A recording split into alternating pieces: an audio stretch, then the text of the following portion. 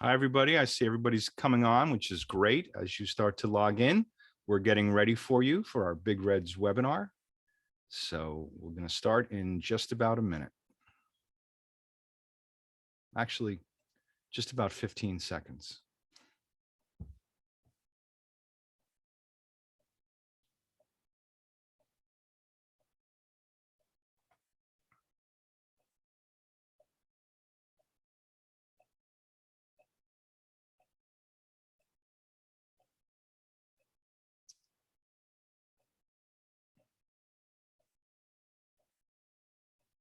All right, everybody, welcome. This is Lars Leith from the Somm Journal, and on behalf of the SommFoundation and National Geographic, the publishers of the New Sotheby's Wine Encyclopedia, I'd like to welcome you to our Winery Close-Up educational series and our latest installment, Big Reds, Old World versus New World, to a certain extent. It's not a huge competition, but achieving a full-bodied red always seems to be a point of pride for winemakers. What does that mean to any given winemaker, especially in the old world versus the new world? Does it mean big and brawny and bodacious, or does it mean broad-shouldered and breathtaking? So we're about to explore those subtle differences with 6 different producers, evenly split on either side of the pond.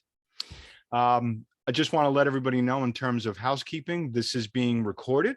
The session, it will appear on sommjournal.com as well as SommFoundation.com, and we're also live right now on Facebook, live on the Somm Journal platform. There will be a printed recap of this webinar and its theme in the December-January issue of Somm Journal.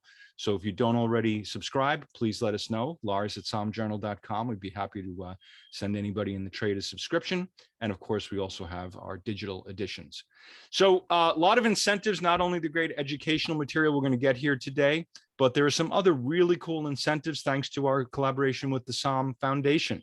And we have Lynn Fletcher of the SommFoundation here to tell us about the incentives that will really make you pay attention, I promise. Hey, Lynn. Hi, Lars. Thank you. So first off, just want to say thank you to you and all the panelists and to Somm Journal for making these opportunities possible. We really appreciate it. So in the next couple of days, we'll do a random drawing of all the participants today on the webinar, and we're going to give away 8 accesses to SommGeo for a full year. So look forward to that. And then we also have a major competition. So this is a grand award session. We are giving away a $1,000 scholarship to the top essay winner of this competition. So by Friday, everybody on this webinar will receive a prompt via email from info@sommfoundation.com with what the essay is to be about. You'll be given until October 25th to complete your essay, up to 1,000 words. And the top 2 winners will get a copy of the New Sotheby's Wine Encyclopedia, and first place gets a check for $1,000. And keep in mind that this essay competition, unlike the other ones before it, is going to combine elements from multiple different webinars that we've done over the last 6 months. So if you weren't able to see all of them, please go to sommjournal.com or sommfoundation.com and watch the old webinars so that you have the best chance possible of getting that $1,000. And good luck to you, and I'll pass it back to Lars. $1,000. That's a really good rate for writing an essay. I got to tell you, Lynn, thank you for that. And we also want to say thank you to SommGeo, which I always like to compare. Greg is probably sick of hearing this now, but I like to say it's Google Earth meets wine country. With us today is Greg Von Wagner, longtime Somm at Jimmy's and the mastermind behind this incredible in-depth program, SommGeo. Greg, welcome. Thank you so much, Lars. It's great to be here, and thank you to all the winemakers and participants on the day. It's a pretty exciting group of wineries, and I'm excited to take you through them. So the SommGeo tour that you'll see today, it's part of a larger program that has all the world's notable wine regions represented, along with deep level wine theory behind each, and also over 100 printable and downloadable high-res maps. And that's available for donors to the SommFoundation. And if you want to follow along with today's tour, each frame is completely interactive. It's on the SommFoundation website under virtual enrichment trips, and I'll post a link to that. But today we're doing a tour of the big reds of the world. So we are going to head over between worlds. So we're going to start in the United States, in California, where 3 of our producers are. Here we have Napa, one of the classic wine regions for great Cabernet Sauvignon, right at the top of San Francisco and headed down the coast. We will go to Monterey. We're a little bit further inland. We get great temperature for these, kind of fuller-bodied, lusher styles. Headed to Paso, great limestone soils sitting there right on the western edge. We have Justin, kind of at the base of the Santa Lucia Mountains. We'll head over to Portugal in the Douro Valley, a classic there. Over to Rioja, great region, full-bodied, but a ton of variety there. The one that we're talking about today is going to be a fuller-bodied blend that's coming from Marqués de Riscal. Then over to Sartori, where we're talking a Pasamento, given the texture, bringing on that kind of fuller-bodied, textural big component to those Amarone wines. But we're going to kick it off in California. Here we are in the North Coast. We have San Francisco once again, Napa, Sonoma side by side, right at the top of the San Pablo Bay. In this next frame, you see all of our AVAs lined up all the way headed up the valley. To the west side, we have Mount Veeder in the Mayacamas range. To the east side, we have the Vaca Mountains, where we have Susquehanna Ranch, down more towards the southern part, but in the Vaca range, where we'll be talking about today. But we're headed to Cakebread and the winery actually in Rutherford. I think this is really incredible, having a history that goes back to the 1970s, because they now have over 1,600 acres of estate vineyards, mostly in Napa and then some in Anderson, and about 600 of that's under vine, which, in Napa is a huge benefit to have that many owned estate vineyards. And here we have, this is Susquehanna Ranch, but a beautiful shot. And I'm excited to check out the wines, and I'll hand it back over to Lars. Awesome. Thank you very much, Greg. So kicking off this tour de force, we have Stephanie Jacobs, who is winemaker for Cakebread with her Susquehanna Springs Cabernet Sauvignon. Stephanie joined Cakebread in 2004. In 2012, she became the winery's project leader for Pinot Noir, and in 2017 became only the 4th winemaker in Cakebread history. That's pretty impressive. She works very diligently with the Cakebread family to preserve their fruit-forward, food-friendly style of wines that they take great pride in. And matter of fact, you can read more about her and Cakebread as the cover story for the December 2021 issue of the Somm Journal. We're looking forward to that. So Stephanie, welcome, and tell us a little bit about the terroir of Susquehanna Springs, how it's different than the Valley, Benchlands, and other Napa sub-AVAs, and what do you do differently with this varietal to bring out some of the expression of it? Well, good morning, Lars. Thank you for having me. At least it's morning in California. I'm not sure everybody else is. But, let's see if I can get my screen to share here.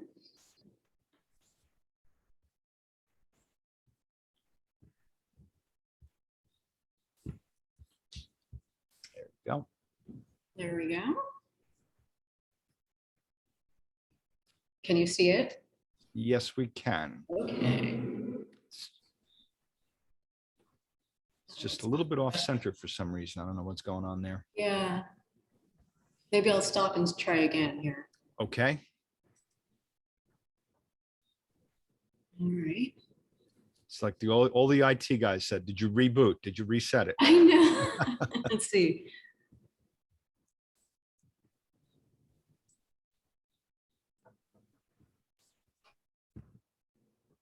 Okay. Is that That's better? Great, much better. Now I can't advance the slide.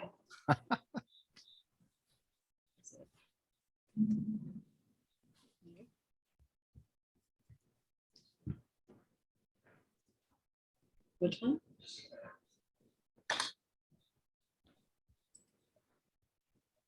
It's not working. Oh, there it goes.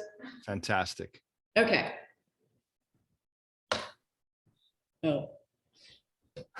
All right, so a little bit of history about Cakebread Cellars. As Greg mentioned, we're started in the 70s. Jack and Dolores, our founders, purchased the property in 1972. And our first vintage was 1973 Chardonnay from Napa Valley. We've quickly grown into owning about 16 different vineyards all the way throughout Napa Valley and in Anderson Valley, where we have some Pinot Noir and Mendocino.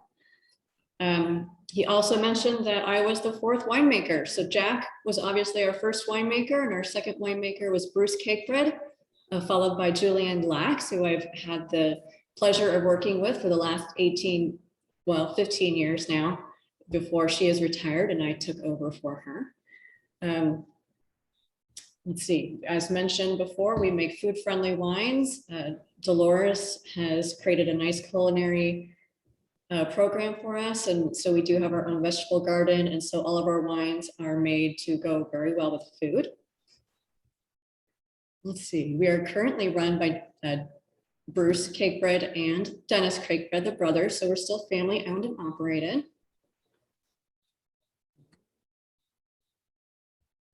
So there are 16 properties throughout Napa Valley, and the 2 in Anderson Valley, which are Pinot Noir. The Susquehanna Springs property is on the southern end of the Vaca Mountain Range. We have 3 properties on the Vaca Mountain Range. We have our Dancing Bear property in Howell Mountain, which is on the north side. And in the middle, we have our Dogwood Vineyard. And then on the south end, we have our Susquehanna Springs property. The Susquehanna Springs property is actually made up of 3 different vineyards that are consecutive parcels. The first one was planted in 2007, which is the original Susquehanna Springs vineyard. Next to it, we have the Arroyo Creek Vineyard, which was planted in 2009. And then adjacent to those 2 vineyards is our Susquehanna Mountain property, which was planted in 2016, 17, and a little bit of 18. So it just kind of kept on adding on to the region over the years. The elevation ranges from 500 feet down in the Arroyo Creek Vineyard, all the way up until about 1,364 feet at the very highest point of Susquehanna Mountain. I had to check that myself on Friday. I was up there in the sun on the bottom part of the vineyard, and then went all the way up to the very top, and I was already in the fog and it was wet and not exactly what I was expecting. So of course I Google Earthed it and found out exactly how high I was and what I was looking at. It was very cold up there and foggy. So we are still actually picking fruit up there, waiting for it to get a little bit ripe, but which is the main difference between all the properties on the Vaca Mountain Range. So at Howell Mountain, it's much warmer, similar mountain fruit elevation. It's very rocky soils, but we end up picking that in the middle of September. It ripens much earlier versus our Susquehanna Spring property, which we don't start picking until the first week of October. And as I mentioned, now we're still ticking away at it a little bit. It's a much cooler site, very rocky site. There's a little bit more bale loam clay in the Arroyo Creek side, which is a lower elevation. And as we go up in elevation, it gets more and more rocky. It's very volcanic soils. Let's see here. I think there's a picture of the soil on the next slide. So that bottom picture on the left, you can kind of see all of the rock and the volcanic soil. There's not a lot of soil up there, but it does produce very concentrated fruit. Being a cooler site, we have a lot of fresh acidity in the fruit, which is very different from the northern end of the valley. We have a little bit less acidity, but still concentrated fruit. Lots of firm tannic structure, very small berries, which is where we get our color and our nice concentrated flavors. Let's see, I'm trying to put that.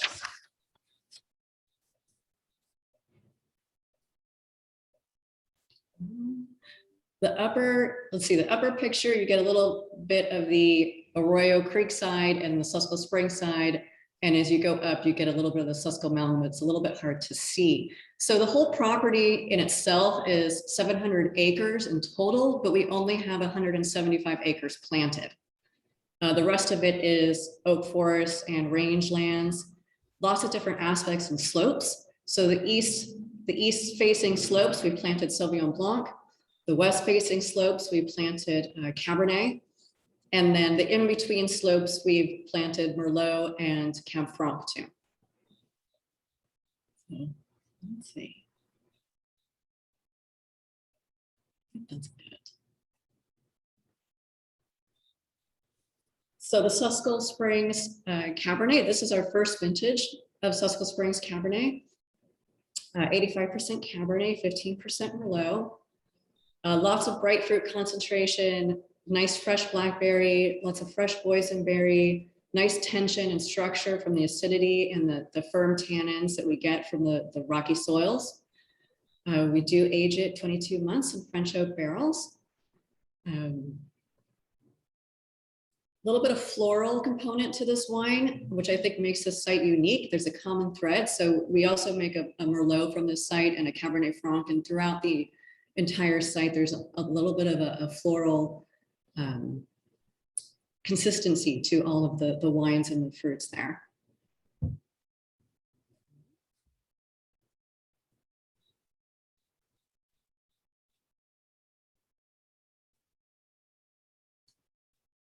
Any questions? Right, cool. That's awesome. Thank you very much, Stephanie. Appreciate that. Looking great. I'm just going to ask you to take your Okay. screen down. Thank you. So next up is David Nagengast, who's the VP of winemaking. I hope I said that right. At Scheid Vineyards, presenting his VDR proprietary red blend. Dave is an experienced winemaker, joined Scheid in 2002, and is now guardian of the beautiful estate fruit and its expression of Monterey's unique regional character. Fun fact, Dave is known for his calm and collect, but he was also a discus thrower in college, a tradition followed by his three sons.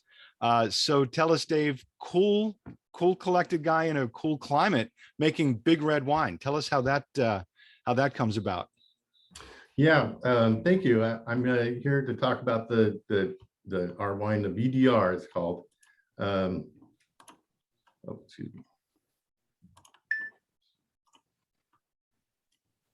So it's a VDR, very dark red.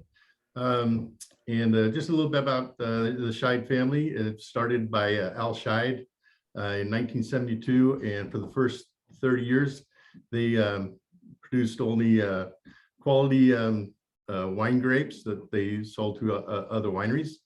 And it's now run by Al Scheid still, and his son Scott and his daughter Heidi. The company hired me in 2002 as a winemaker to work with the vineyard staff, make the wine, and help design the state-of-the-art winery here in Greenfield, which is centrally located to the Salinas Valley, and to all of our at the time, 11 different ranches up and down the valley. So we built the winery in 2005, and where we produced the VDR, along with several other brands from all our vineyards. So Haines Valley is the most southernmost part of the Salinas Valley. And the story about the VDR wine is in Haines Valley Vineyard is the climate. Most people, as you said, consider Monterey a cool area best suited for Chardonnay and Pinot Noir, but this is and this is true for the north part region of the valley. But going south, there is less influence from the Monterey Bay, and we can get very hot days over 100 degrees, but the nights cool down to a good 50 degrees, down to the mid 50s at night. So there's a big range, and this gives the vines a chance to rest at night. This allows us to ripen the fruit and get extended hang time out there, so that the tannins are able to ripen more and soften up a little bit, and become a little bit less bitter. But the flavors continue to get more intense. So the sunny weather, hot sunny weather, is ideally suited for these varieties like Petit Syrah, Petit Verdot, and these wines are truly made out in the vineyard. And I've always been impressed since I've been working with this, how well those two varieties do in that Haines Valley vineyard. Hey, Dave, I'm gonna stop you for 1 second, because I forgot to ask Greg to give us an overview, which I think would be really helpful. So I'm gonna stop your time right now, and just ask Greg to jump in, please, and give us that overview that I should have asked you for 2 minutes ago. Not a worry, not a worry. Dave, do you mind if I take over the share screen just real quick? We'll run through everything Great. location wise. All yours. So this is, and 100%, you can really see it here as we're getting further inland, but we're headed down the coast of California. Here we have the Monterey Bay, which is actually 2 miles deep and about 60 miles wide, but it's pretty rare that you really see such a deep body of cool water that close into the coast. And so that makes this area up towards the north here in Monterey very conducive to, Burgundy varieties, Chardonnay and Pinot Noir. But as you then go south, really kind of more southeast, you get into this area that's great for these big, textured, full-bodied reds, and they can really thrive there, which, makes sense when you're talking a region that's, what is this, 130 kilometers from side to side. It's about 80 miles. So it makes sense that there's, really a huge amount of versatility within the valley. And then as we go down, you'll see kind of these AVA spelled out a little bit here. We have the Hams Valley Vineyard, the San Lucas Vineyard, and these warmer spots that are definitely conducive towards red varieties. And then the family winery just by Greenfield, also pretty amazing, has a history back to the 1970s.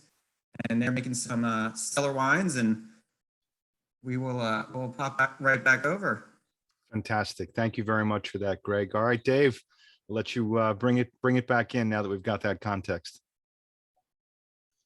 All right, very good. Thank you. So along with those varieties that grow real well down in Hames Valley, we also we also blend in Cabernet Sauvignon from the San Lucas AVA. So the Hames Valley is considered a region 4 on the Winkler scale. So it's a warmer climate area, and the San Lucas is closer to a region 3. So it's ideal for really ripe, fruity Cabernet Sauvignon. So the idea for the VDR was to produce a wine that it was big, bold wine that had a lot of impact, and it's approachable, it's smooth, and so we have a little bit of residual sugar that helps round out and polish the finish. So the wine we're discussing today is the VDR. It's called a very dark red. So it's a non-traditional blend of Petit Syrah, Petit Verdot, and Cabernet Sauvignon. And these varieties are respected for their deep color, concentrated flavors, and power, structure, and length. So this wine is bold, it has intense color and richness. Petit Syrah kind of adds a spicy aromatic and fruity flavor component. The Petit Verdot adds structure and color, rich depth of color, along with some traditional fruit characters. And then the Cabernet Sauvignon adds more traditional color, dark fruits like blueberry, cherry, cassis. And what makes this wine work is that these varieties come together. They complement each other really well. They come together to make a deep, dark, full-bodied red wine with spicy aromatics of the Petit Syrah, but the classic black fruit flavors of Petit Verdot and Cabernet Sauvignon. And it's got a bold structure with smooth finish that just continues on. So in order to extract as much color as we can get, we're using the big, bold varietals, and we can leave them on the skins for an extended 2 or 3 weeks after the wine goes dry to really concentrate up those fruit flavors. The wine is aged in a mixture of French, American, and Hungarian oak to give it a little bit of complexity. So it's a big wine with 15% alcohol, and so it's a big, bold wine. And on the back label, it highlights the Scheid's family's commitment to sustainability. We've been farming our vineyard sustainability, certified sustainable for several years, along with the winery facilities are certified sustainable. In fact, we're moving to 100% organic in the vineyards. And we are 100% powered by a wind turbine. Today is a especially good example. If you were here, you'd see the wind was really blowing down the valley from the bay throughout the valley. And So those are some of the sustainable aspects of the commitment that the Shides have to sustainable practices. So so the BDR, you can see it, you know, it has a rich and deep garnet color. It has those aromatics of black cherry, blackberry, boysenberry, some blueberry, and just some hints of lavender. The flavors of bean cherry and pomegranate are fairly intense, and then it finishes a smooth and rich with some mocha, black tea, and some vanilla from all that the oak components. So that's the VDR. Beautiful wine. I got to tell you, it's there's nothing petite about those two varieties, and that's really cool seeing them together in a blend. And the wine is super silky, real smooth. That's very beautiful. Thank you, Dave. Thank you. All right, so Greg, where are we going next on this tour de force? Yeah, so we are headed down the coast of California to Paso Robles. We are really right about halfway between Los Angeles and San Francisco in the overarching Central Coast AVA. And now one thing that's really interesting with Paso, and there's really quite a bit to talk about, but in 2014, 11 AVAs came online to really differentiate the different areas.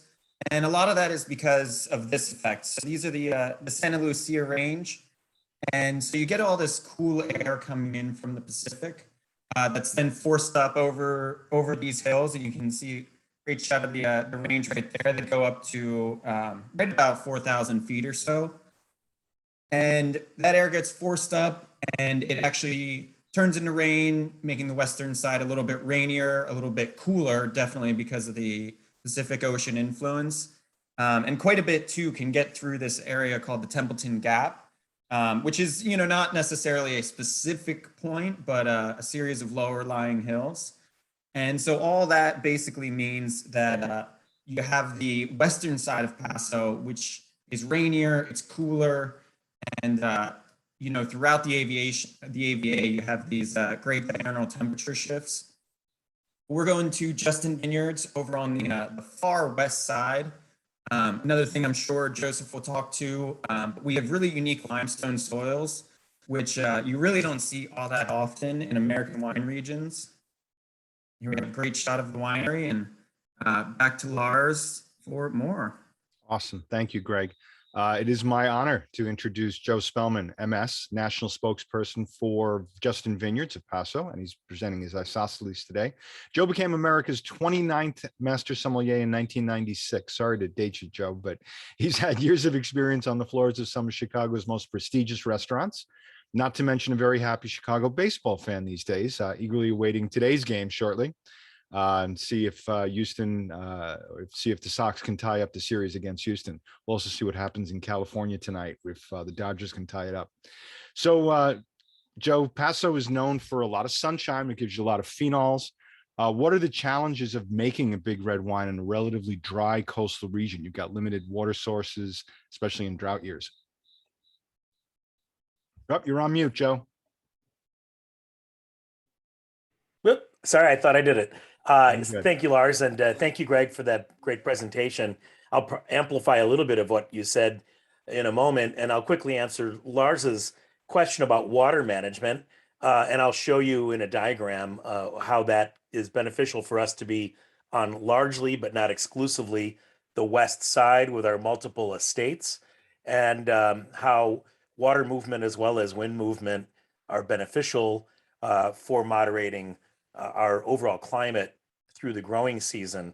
But the main thing has to do with the rocks. And Greg referenced that limestone works like a sponge, and we're able to hold water underground, which then, of course, the vines can dig for, so to speak, and pull up during the course of the growing season, benefited by what we've heard before, I think a couple of times, the diurnal shift that's quite broad when you're not far from the Pacific Ocean.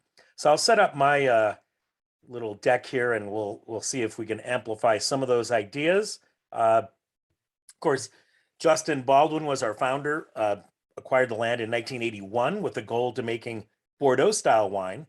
Now we think of Bordeaux as big wine these days, and a lot of it is. But the original idea of Bordeaux, frankly, was to be a little more elegant than a lot of the wines that were coming out of France at the time. That's why it was called Claret or Claret originally, and Claret by the British. It's kind of an unusual and inverted factoid, but these days, the way we make Bordeaux varieties in California and largely the rest of the world is in the pretty big style. And we're able to extract great color in spite of the fact that limestone tends not to be very promotive of high color in our skins because we're fairly low in potassium, which is interesting and has an effect on holding acidity, but limiting tannins and also giving us pretty solid color. So that's our property, as you can see there, set among some of those live oaks that give the region its name. Isosceles is our most famous wine. It's gained the most accolades over the years. And we're now part of the wonderful company, very proud to have developed quite a few new vineyards under the Resnick's guidance these last few years. We have to advance this down here. Another piece of geography is very important in California is the San Andreas Fault. And I drew this from a Paso Robles Wine Country Alliance presentation. And I think it's really important to show and note that almost all of Paso Robles and a lot of the Central Coast, in fact, is west of the San Andreas Fault, meaning it is largely built on the Pacific Ocean plate, which has been crashing into the North American plate for, I don't know, 100 and some million years or so, and causing things like earthquakes, very famous one at Partfield in 2003, one not far from Justin in San Simeon, actually in 2004. Both of these are very important events in the last 20 years, and they will continue as this fault continues this pressure north from the Pacific Ocean plate and southward from the North American plate. And it creates a lot of interesting geology because most of what we have is old seabed. And again, what the plate looks like in this color-coded map of soils kind of shows us how almost all this is sedimentary soil as opposed to volcanic soil. There are some volcanics to the east, but not too much to the west. And Paso Robles roughly superimposed here. Part of it does hit the fault zone. And as you can see in the west, we overlap Lake Nacimiento, just south of the Monterey and San Benito County line, within which the entire appellation exists. In fact, conveniently appellated within the county, but in fact probably does share a lot of features that we talked about in southern Monterey. But Paso Robles is itself quite a large AVA, and we'll get to that in a moment as we talk about the subzones. And again, that was mentioned earlier. Our most prominent properties, the majority of our properties, some of which are still in redevelopment, are in the Adelaida district, the westernmost part of Paso Robles. We also have developed properties in El Pomar and in the Geneseo district. These are a little bit farther east. We find value actually in fruit from all over the region, but to Greg's earlier point, it is much cooler near the Santa Lucias. We're much higher elevated. We have broader diurnal shift. And frankly, more moisture too. So all those are big advantages in the west side of Paso. So there's three properties that you saw in his presentation are actually all under our ownership, with the Justin estate starting in 81, Debro, which was acquired in 2011, and some of it redeveloped, and Carmi McKnight, our immediate neighbor, which was just purchased and redeveloped in the past year. Likewise, just down the road, the Star Ranch and Runway properties we have sourced from for years and continue to build on that history and legacy. Our probably most interesting and intense property for grape growing is the Adelaida Road Estate, just a bit to the south of us, very close to other top properties like Halter Ranch and Tablas Creek. It sits a little bit higher, up to 1,800 feet in elevation, whereas the original Justin Estate, the highest point is about 1,500 feet. And then the Creston Road Estate out in El Pomar, much lower lying, much more clay soil driven. And again, what we have is this great diurnal shift, lots of elevation, calcareous property of our soil, and holding that water underground is very valuable through the growing season. It means we minimally irrigate. In fact, we dry farm many parcels of our properties. We have built a second facility in East Paso that is more centrally located, and we, again, do source from 8 of the 11 sub-AVAs within Paso. We are a SIP certified winery that is sustainable in practice, and that relates to water management, no chemicals in the soil, rejuvenation of the land, and so forth. And what I mentioned earlier about moisture, it's very important to understand how prevailing winds coming across the Santa Lucias do bring a lot more moisture to West Paso than to the rest of the region.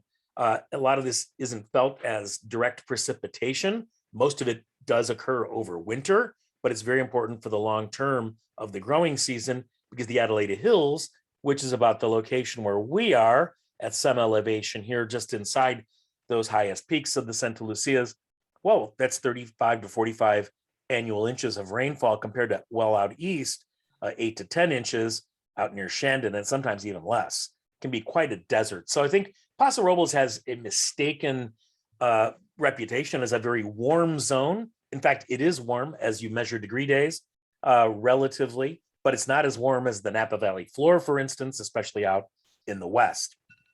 And we also, I think, can prove that with the degree days region by region, whether that's Adelaida to the south, Willow Creek, down near Templeton, even down at the Santa Marita Ranch and toward El Pomar. This is region 2, at best region 3.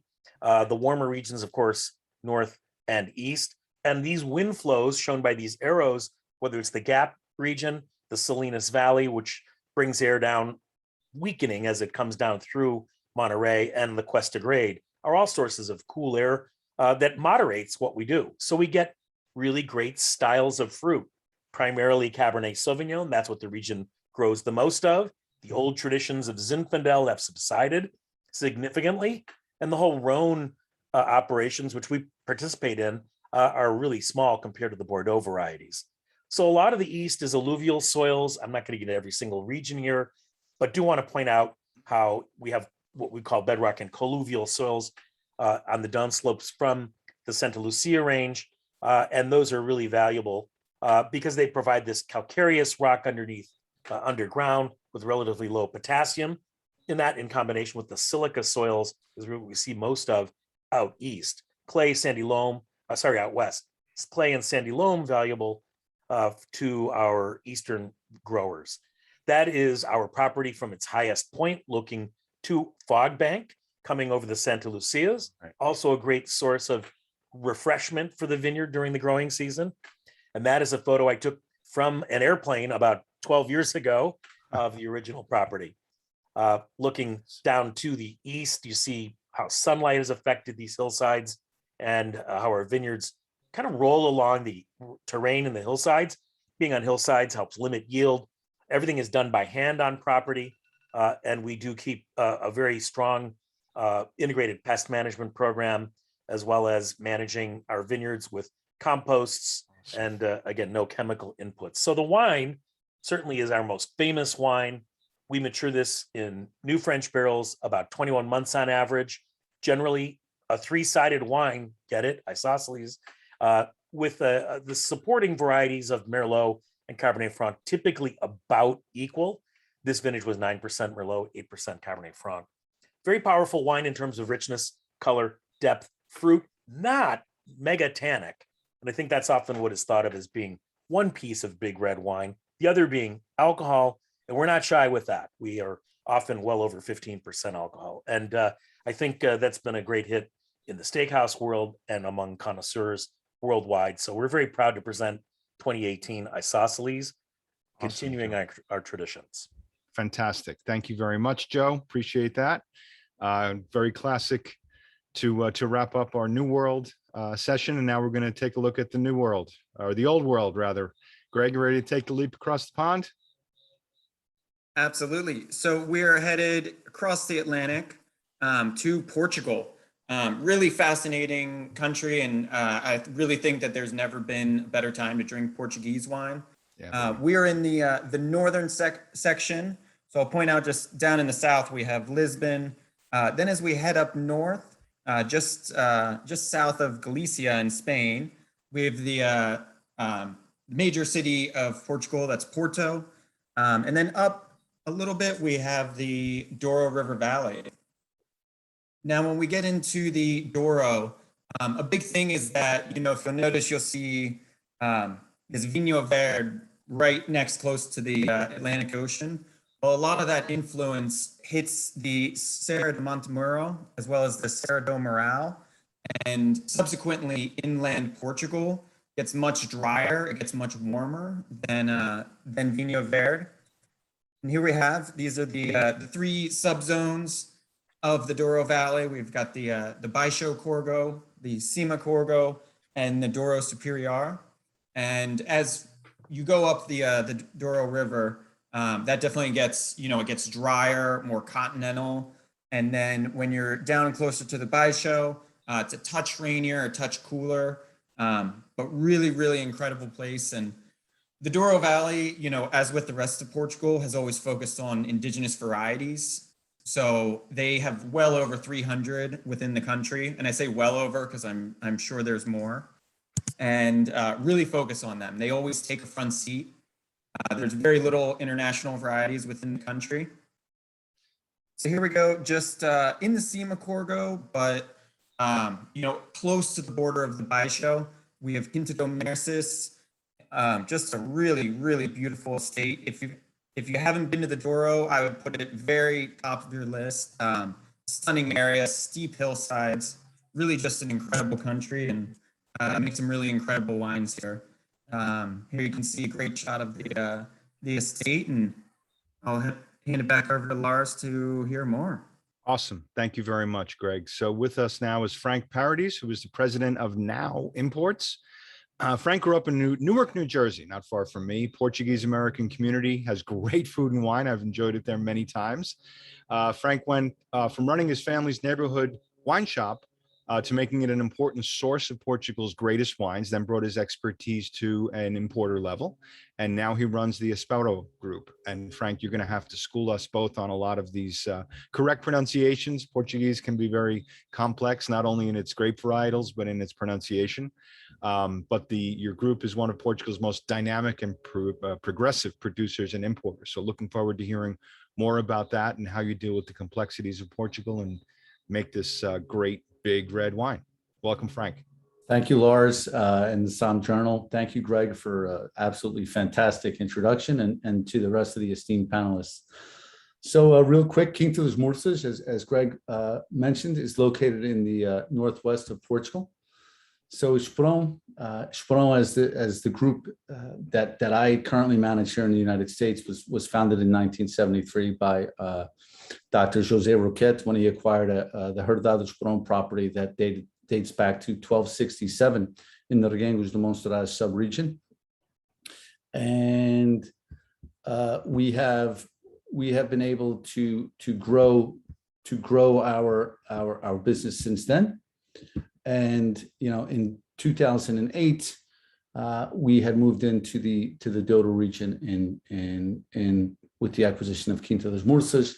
And the goal has always been and continues to be for the current 8 members of the family of the first and second generation managing Esperão is to become the largest producer of organic wines in the world. And we're currently 100% certified organic at all of our estates, which is over 643 hectares of vineyards. So as I said, in 2008, we entered into the Douro Valley with the acquisition of Quinta dos Murças, an estate with over 2 centuries of history that's located right in the heart of the region, really in the Cima Corgo, but many of our vineyards actually touch and go into the Baixo Corgo that Greg mentioned earlier. Shortly after acquiring the estate, we hired a gentleman named José Luís Moreira da Silva to head up the project. He had experience prior to at Casa Freira working on brands like Barca Velha and working with Douro, another prominent Douro producer. So since roughly 2013, Zé Luís has been running the Quinta dos Murças project. And again, just a little bit more about the Douro, located in the northeastern section of Portugal.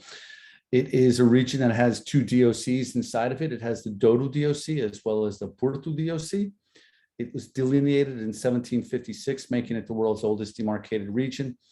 And Maurice, for a couple of centuries, it was known for as the region where port wine came from. Today, roughly 50% of production is coming from Portuguese Douro DOC still wine, made from Touriga Nacional, Touriga Franca, Tinto Roriz, Tinta Amarela, Tinta Barroca, and Suzão. There's white wine being made from the northern vineyards, the far northern vineyards, but predominantly it's still roughly 85% red, 15% white. So just to give you a little close-up of where we are, we're about an hour's drive from the city of Porto up. And as you see here, what we started to do shortly after taking over the property was we brought in a French viticultural team to do a number of soil studies throughout the entire property, and we parcelized the entire estate. And roughly the different colors just reflect the different parcels that we've designated inside of it that reflect the diversity of soils that we have on the property. We have 8 distinct soil types at the estate, schist being the predominant type of soil that we have, but we have numerous different types of schist at the estate. And then not only is it the soils that make it so distinct, it's also the elevation, the solar exposure, the terroir, the closeness to the river. And we currently produce 4 Douro DOC wines and 2 port wines from the estate. So verticality, Greg was mentioning earlier that if you have the chance to go to the Douro, I often tell people who haven't been there, the Douro is very much like the Grand Canyon, but with vineyards everywhere you can see, okay?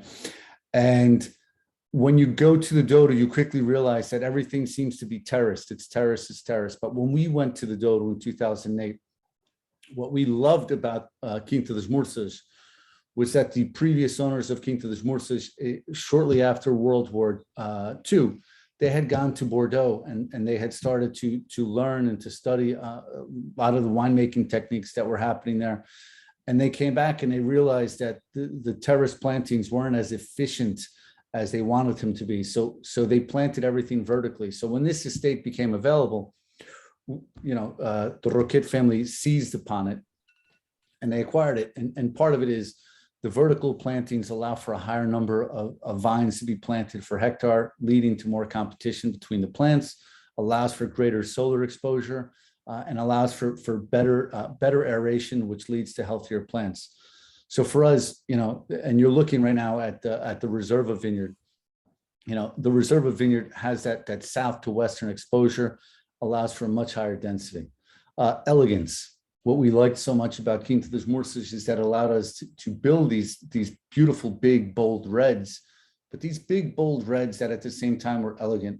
And as Greg mentioned earlier, we have a number of vineyards which really are, some of them are in the Baixa Córrego, and some of them buck up right next to the Baixa Córrego. So he mentioned earlier that the Serra do Marão and the Miramonte. So those 2 mountain ranges ultimately, they divide the Douro from the VINEYARD region.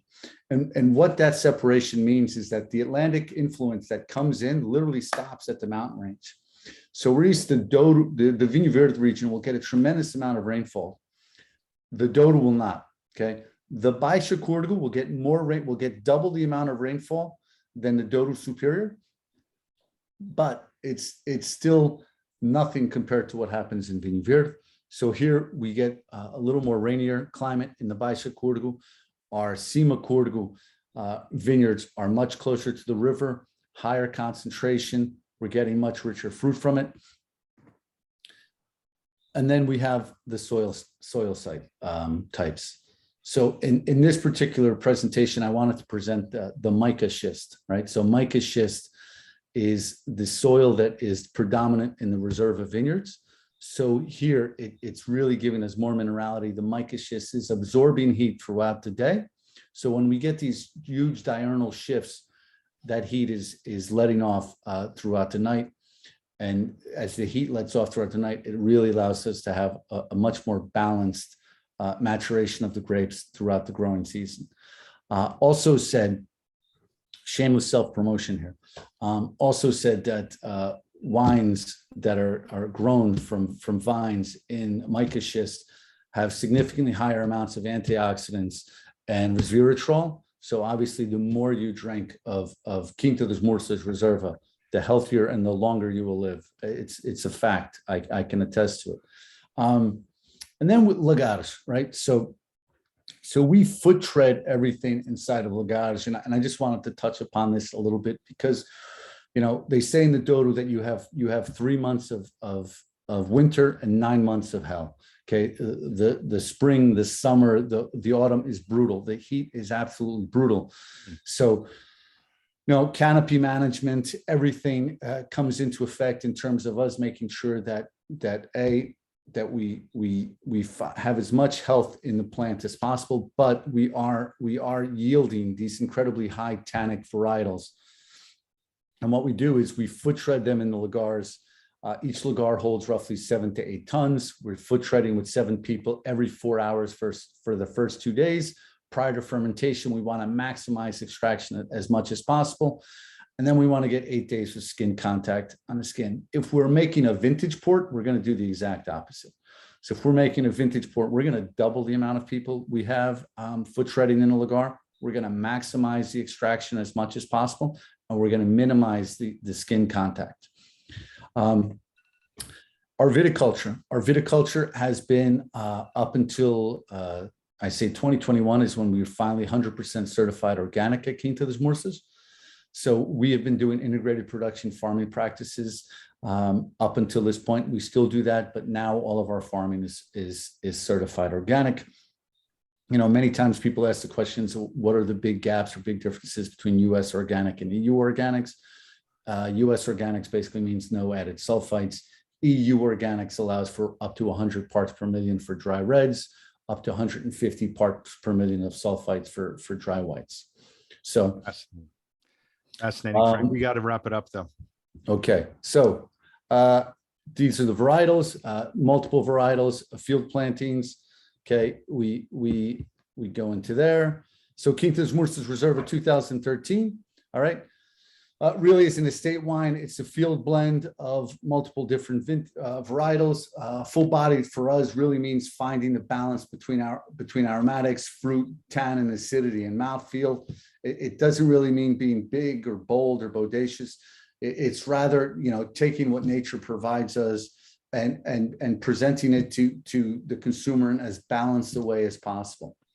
So if you come visit us, and we hope you all do, that is the balcony at the guest house. You can sit out there, have some Dodo wines, some port, vintage port, and some cigars, and I hope to be sitting there with you when we do. Amen. And you guaranteed me a long life. Will you guarantee me that my Portuguese pronunciation will get better? It will with the more you drink. I can guarantee you that.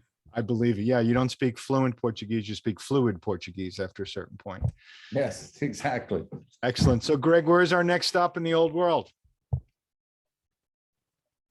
We are headed to Spain, and specifically within Spain, we're headed to Rioja. So here, if we zoom out a little bit, you can see where we're coming from, Portugal and northern Portugal specifically, and our 17 Aldeas of Spain. When we're headed to Rioja, we're about a 4 hours drive north of Madrid. So just south of Basque Country, and actually Basque Country juts a little bit into Rioja, the appellation. You'll see that in Rioja Alavesa. And you have both an influence from the Atlantic as well as the Mediterranean. And so you get a little bit from both bodies of water, and sometimes that influences changes. Over the course of any given season, you may get more Atlantic influence in a certain year and more Mediterranean influence in the next. Here we have Rioja, the appellation itself, split into 3 different subzones. We have Rioja Alta, Rioja Alavesa, and Rioja Oriental, which previously called Rioja Baja. But we're focusing right now up in these 2 subzones, Rioja Alta, and really more specifically in Alavesa. So I headed down Marqués de Riscal, truly amazing property. If you ever have a chance to go there, you'll see a photo of it in the next frame. Their hotel, designed by renowned architect Frank Gehry, really a sight to see. the wines as well. Some of my favorite coming out of Spain nowadays. And, there's quite a bit of fun to be had. There's the winery itself, highly modern and really beautiful. And I'm excited to hear more. Awesome. And we're going to hear more. Thank you from Jose Luis Mugiro Jr., fifth generation family proprietor of Marqués de Riscal, and he's be showing his reserva to us today. Jose worked at headquarters in Madrid after he finished his studies, and he's now based in Miami, but still works very closely with the home team to carry on production of authentic Rioja Alavesa. So Jose, welcome. Tell us more about authentic wines and how it's relevant in today's market for big red wines from Rioja. First, I want to say thank you. Don't worry, I'm going to be fast. I know we're going to time. Don't worry about that. Thank you so much. I'm not actually the fifth generation, because the fifth generation is Paco Hurtado-Amézaga, who's still been the winemaker. So he came from the past, who is Guillermo Hurtado-Amézaga, who is like the person who created the winery back in 1858. I remember those wonderful days. Let me share the screen with you guys. So, So Marqués de Riscal, since I'm looking, how can I share this correctly? Marqués de Riscal is a winery that was founded in 1858. So we are one of the oldest wineries in Rioja. Okay. Wait, let me see. You can see my screen right now or not? We can see your screen, not a presentation on it, but we see your screen. Perfect. Okay, now. There you Yes. go. Now you just got to bring it up to presenter mode and we're in good shape. Actually, let me explain you something really Perfect. quick, because it's a cool story. Do you know how we convinced Frank Gehry to build that wonderful hotel? Oh, I can't wait to hear the story behind that. Okay, that's the story. We are one of the oldest winery. We started making wine with Tempranillo since 1865, the first vintage. So we took Frank Gehry to the complex, to the winery. So he was a bit skeptical at the beginning because he's in a small town, the winery. But we have the best idea in the life. We opened a bottle of his year, 1929. And he Brilliant. was so happy. And he said, how can I say no right now? Let's make this wonderful hotel. Thanks to that hotel, we used to have 7,000 visitors a year. Nowadays, you're more than welcome, Lars. You're more than welcome, Greg, and everybody here. We have Be there. 120,000 visitors. Not bad at all. So I'll be there. So as I say, it's one of the oldest one in Rioja. And let me tell you a little history about Riscal. So Guillermo Hurtado-Amézaga, as I say, found the winery, but it was actually his son, Camilo Hurtado-Amézaga, with Joan Pinot, who used to work in France, in Bordeaux, bring Joan Pinot to Rioja and establish the winery. So that's why when you come to Marqués de Riscal and you come and you see like the old building, like we built in 1858, you see like how the Bordeaux style we use. It's like, it's a complex, like it was built, like the buildings was built in Bordeaux. And also all the method we use, what's Bordeaux method style to make the wine. That was great because in 1895, it was the first winery, sorry, because my partners up north in France, but sometimes they hate us a little bit because we beat in many sports. So it was the first time, like in a blind tasting, Marqués de Riscal beat all the wines for Bordeaux. So we started being really popular. And in 1925, we created the of Rioja. Why? Because of Riscal, we were part of the wineries. They start making fraud with our wines. They start the restaurant refill the bottle with a cheaper wine because of that award. And we create the golden wire. That's why if you see a bottle of the classic Reserva, it's have a golden wire. We were pioneers in that. We create that to prevent the fraud. Okay, so if you see a bottle without the golden wire, don't trust what you're going to drink because probably it's not going to be Marqués de Riscal. All right.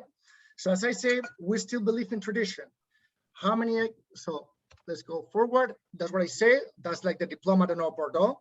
What's so amazing? We still have that in the bottle, and that's the wonderful landscape of La Rioja. We start being a small winery nowadays. Let me put you in perspective. We sell wine in more than 120 countries. The main grape we use is Tempranillo, but we also mix with Graciano and Mazuelo to give the wine more structure and complexity to the wine, okay? One of our identity is like the old vines we use. We have vines pre-phylloxeric that going over 110 years old vines. 500 hectares is our own property. The rest, we rent for the neighbors around. What I say we rent is like we pay every year money to them, but the people that have those vines, they're not allowed to touch anything. It's all under the control. What's the problem about that? The people, they want more money. Every single year, they ask for more money. But we want to keep bringing, you know, the best wines to the best people. That's why we only select the best plots of wine. Okay, so another thing we are going to bring right now, we are in a valley. We're surrounded, as you can see in the picture, by Sierra de Cantabria, and on the south by Sierra Cebollera. That's mean like we are in a valley, and we call it we're a miracle. We're in a perfect spot to create like the wine because we were protected with those two sierras that we call. All right. Also, another good thing about the hotel, guys, if you go to the hotel, you have a wonderful restaurant that have 1 Michelin star. And also for the ladies, there is or for guys, because I love that, there is a wonderful spa. And let me tell you something, I'm so proud to say we were nominated the second best vineyard in the world this year, the best vineyard in Europe. And the thing is like the first one was Zuccardi in Argentina. So the Gran Reserva, you have it, is 2012. It was a dry summer, but September rains a little bit. And the good thing is it was a really good vintage. The grapes we use is hand-picked. We take the grapes, we don't use any machines, and we only select, we're really picky about that, the best grapes. So we create a table selection of grapes to only select the best one, and the other one take it away because we want to keep the quality high. We believe, guys, in quality. We don't believe in quantity. That's really important, and we start being like that. Which oak we use it? We use French oak for this Gran Reserva. For most of the wine, we use American oak for the Reserva and for the Marqués de Riscal, but for the Gran Reserva Madon de Chirel, my two babies here, who are like the high-end ones we have, we use French oak. With the French oak, and you give more balance to the wine, more distinction, and also it's touch more of vanilla, toast, balsamic, so it's different. It's more expensive, as you know, like the American oak is about 3 times more expensive, but it's the best way you want to bring to the wine, and we use that oak, that French oak, to make that wine, you know, the special, and to bring like that cherry flavors and that full body, because like my dad says, wine is to enjoy, and to enjoy with a revive with food. It's not to drink alone, or it's not to drink by themselves. I don't like that. I like to drink with my friends. I like to drink with my dates or whatever, and have a wonderful night with a wonderful glass of wine, Marqués de Riscal. And I hope today you're gonna have it, because it's today the Hispanic Day. It's the day of my country today. So I hope you're gonna enjoy my wine. And let me start. I think I'm good on time, so I'm gonna put a video of 1 minute about Got 20 seconds left, man. Okay, Gran Reserva. Enjoy, guys.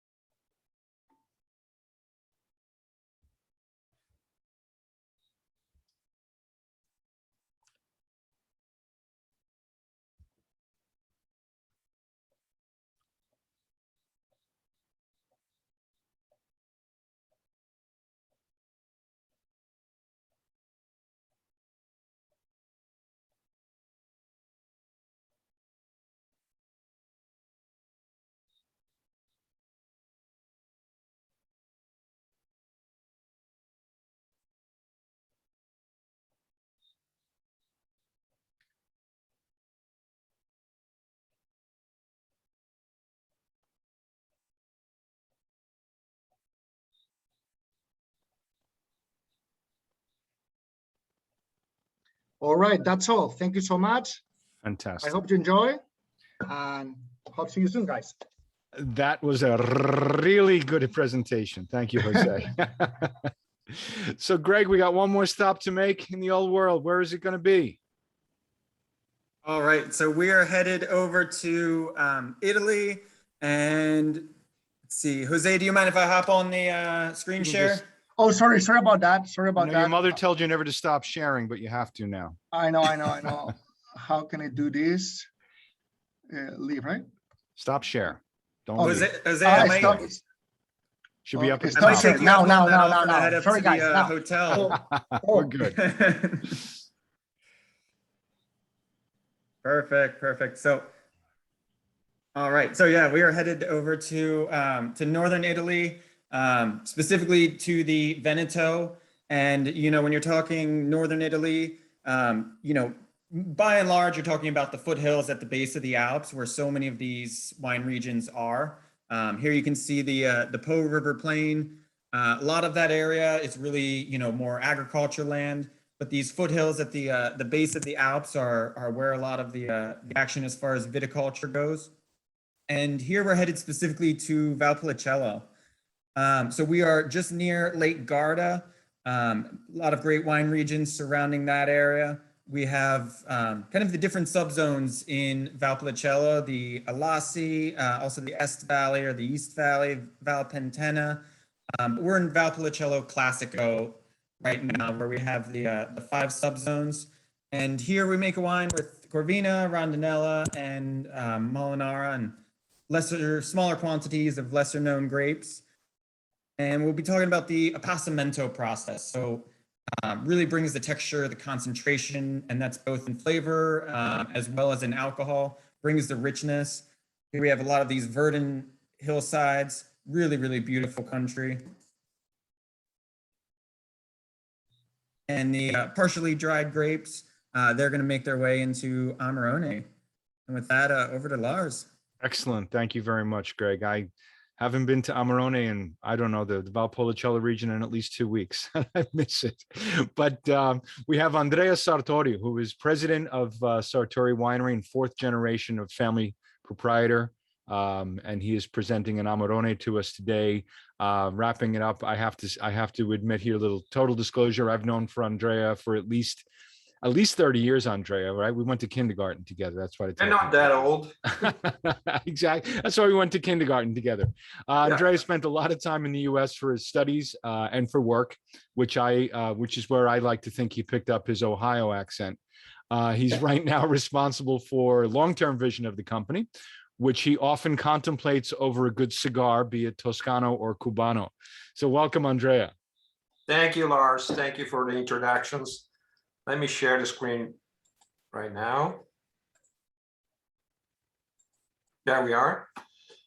So the winery has been founded by my great-grandfather in 1898. And this is a picture I like particularly, other than seeing our roadmap to our 123 years beautiful journey. In this picture, you can see 3 generations of my family.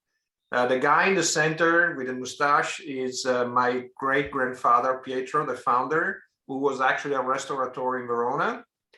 The guy you see on the far right side holding a blonde baby is no less than Regolo Sartori, my grandfather, and holding my father, Pier Umberto. So this is 3 generations right there. Like I said, Pietro was a restaurateur, and he bought Villa Maria and vineyards in Negrar, which is the center of Policella Classica. And basically, his project was just to produce wine for the restaurants. And being very successful in doing that, Regolo, which unfortunately I never met because he died very young, he was only 54 and I never met him, was the one that had the vision that Sartori would become a wine family. So in 1947, we started to produce Amarone. And then in 1952, we started to expand to other markets rather than just the local market. When Regolo passed away, my dad was only 22 and my uncle was only 19. So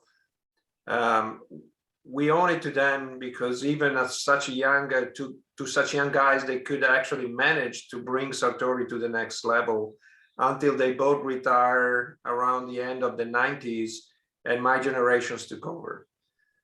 So 1968 was actually our first shipments to United States with Banfi, where we've been together for more than 50 years. Now, of course, Banfi doesn't import other wines anymore, so we are now with Choros for United States. And in the beginning of the 80s, we started to look seriously to the Italian market, and we started to deal with also supermarket, not just with restaurants. In the 2000s, something happened that changed our life for good. I didn't like the model in Verona, which was mostly negociant. So we wanted to make sure we had control from grapes to bottle. And we did a joint ventures with a large co-op of farmers in the region that granted us full control from grapes to bottle and a lot of different projects that we have now access into the vineyards. In 2017, I had the honor and privilege to chair the Consorzio della Valpolicella. And in 2018, we celebrated our 120th anniversary. So this is briefly our story. This is where we are. We are in Veneto. Veneto is a very prolific region. Out of the 670,000 hectares of Italy, Veneto counts for about 100,000. And out of the 45 million hectoliters produced in Italy every year, 12 million hectoliters are done in Veneto. So we are very important for the wine scenario in Italy. Veneto has some of the most successful appellations worldwide, like Prosecco, Pinot Grigio, which is listed here. We have, of course, Amarone and Valpolicella and Soave. So we're very lucky because today's dates, Veneto is the most important region in terms of exports from Italy. Valpolicella is a very lucky and kissed, if you like, wine region. Reason why? Because the climate is very smooth. We have Lake Garda, which is a great protectors of the climate. We have a chain of mountains in the north part of Valpolicella, which is called Lessini. Also, Valpolicella is a beautiful variety of different situations of soils, microclimate, and styles because of all this difference into the 6 valleys that goes south to north into the Valpolicella.